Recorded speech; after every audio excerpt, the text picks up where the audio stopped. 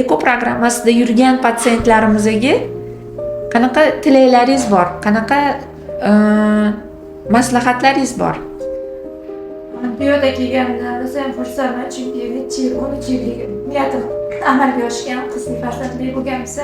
Biz juda ham baxtli hozirgi oilaga aylanganmiz, chunki bizga umidimiz so'ngan vaqtda umid bag'ishlagan bu klinika.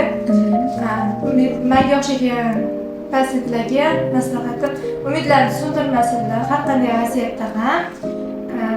Avvalasi Allohga, keyin bizlar ishonchli klinikalarga Murojaat qilish.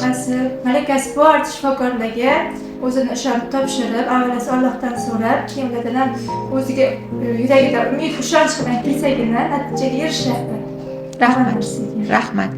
Bu maslahatni juda ham katta ahamiyatga ega, chunki ba'zi bemorlarimiz kelib maslahat olib ketishadi-da, umidsiz bo'lib qaytib ketishadi. 12 yil, 13 yil deyaptilar, mana ikkita chiroyli qiz bilan Alloh siyladi. Hozirda yana homiladorlar 14 haftalik, lekin jinsini bilishni xohlamayaptilar, chunki buni ahamiyati yo'q. Bu oila rosa hurmatga sazovor oila. Men juda ham hurmat qilaman bu oilani. Oilamizga, Ferti Center oilasiga kirib kelishgan bular. Har doim yaxshi ko'rib kutib olamiz. Xizmatimizni ayamaymiz. Sizlarga rahmat kattakon. Sog' bo'linglar. Xursandchiliklaringiz uchun, xizmatingizga tayyormiz. Umidlaringiz uchun rahmat aytasiz.